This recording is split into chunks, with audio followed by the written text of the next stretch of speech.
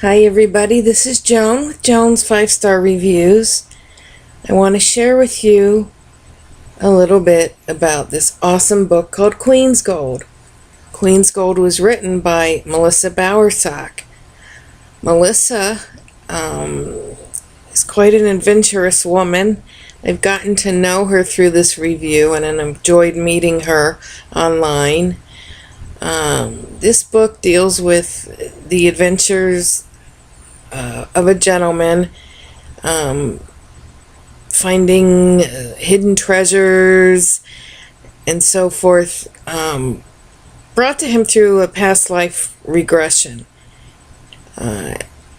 He was not a believer in past life regression, but was convinced by his children to have a session.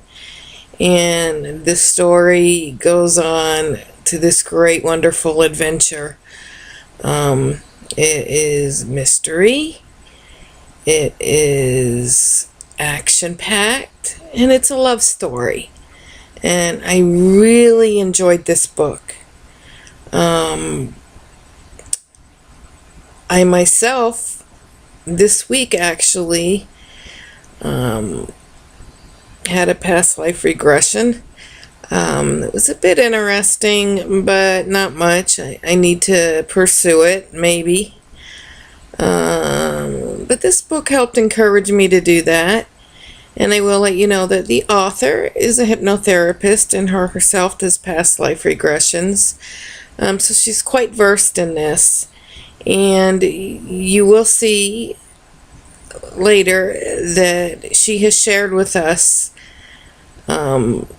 in her own words about past life regressions and her story, and that's just for Joan's 5-Star review followers. It's an exclusive written for me and us by Melissa, and I appreciate that. A little bit about Melissa from the back of the book. It says Melissa Bowersock is an eclectic writer who turns her hand to any kind of story that moves her, be it contemporary, fantasy, action adventure, spiritual, romance, or western. She thrives in the Sonoran Desert of southern Arizona with her husband and an Airedale Terrier. She is a dog lover.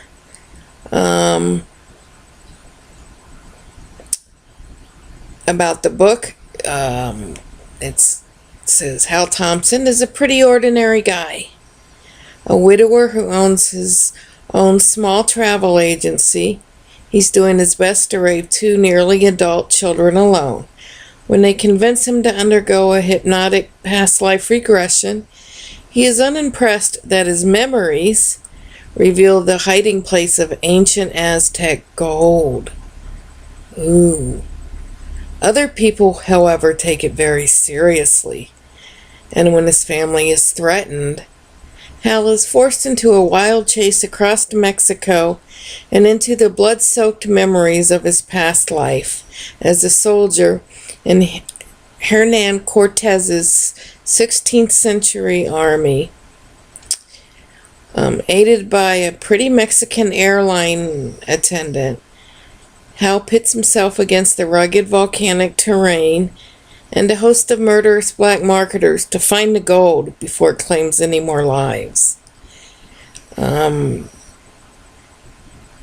This is just minor compared to the whole book. I found this book very exciting, easy read, and I just loved it. And I'm going to read just a little bit for you about Hal's regression, the start of his adventure.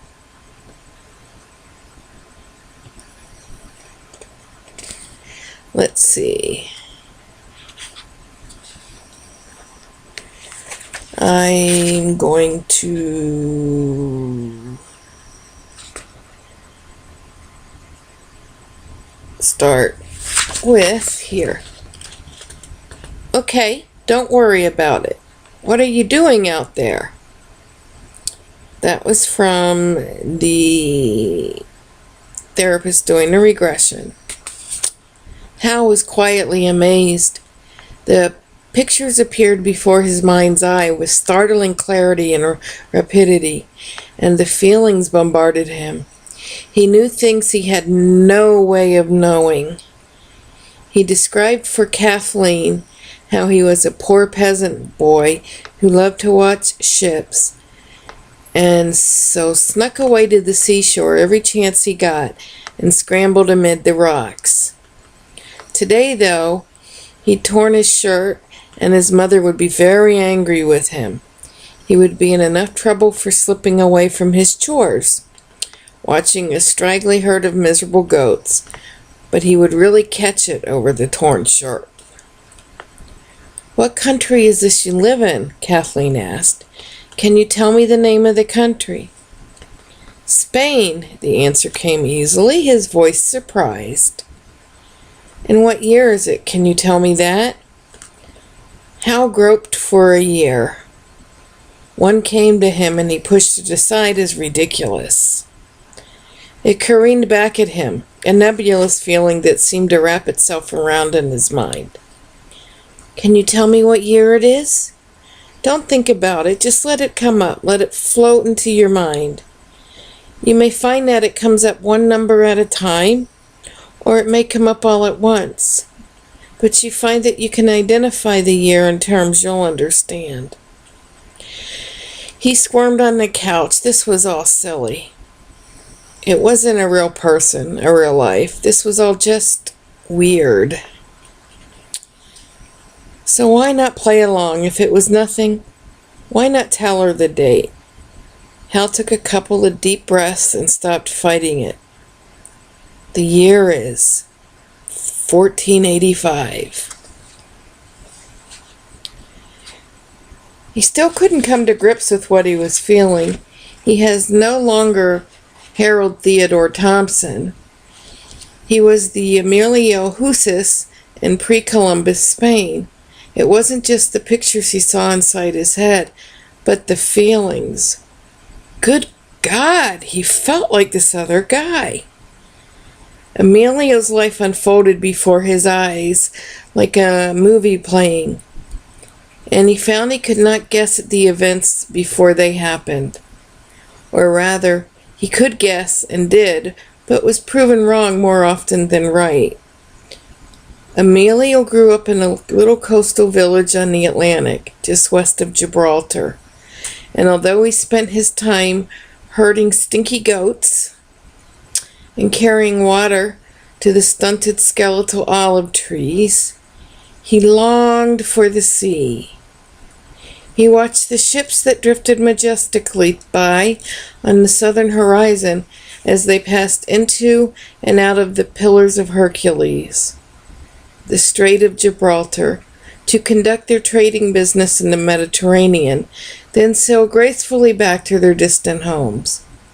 His parents, poor peasants, had no time for his daydreams, and beat him with switches in an effort to drive home a work ethic and hopefully drive out his useless yearnings. It didn't work. Carried forward by Kathleen's quiet, comforting encouragement, he watched his other self run away from home at the age of 15 to Cadiz, the historic center of Moorish academia. With the jolt, Hal realized why Emilio was so dark-skinned. He was a Moor. Wondering how his 20th century mind knew such things, he kept quiet about it and described the bare bones of his mental images. Hanging around the wharfs and docks of Cadiz, he was finally taken on a small trader's vessel as a cabin boy. The ship was enough to get him off dry land, but only meandered up and down the Mediterranean coast of Spain, while he longed to see the boundless Atlantic. As Kathleen moved him forward in time periodically, he found himself as Emilio becoming more and more frustrated as he seemed more and more bound to the trade routes to the Mediterranean. "All right," Kathleen soothed. whenever he became agitated over the frustration of his life. I want you to move forward in time. Now move forward to the next time of importance in his lifetime. I'm going to count to 3, and when I get to 3, you will move ahead in time to something of more importance. 1.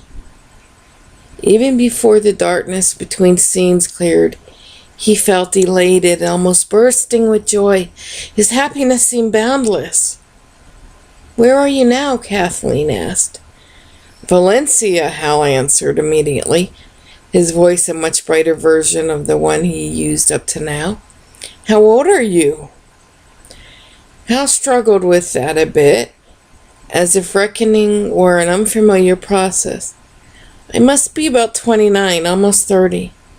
And what's going on there? You seem in such a better mood. What's happening in Valencia?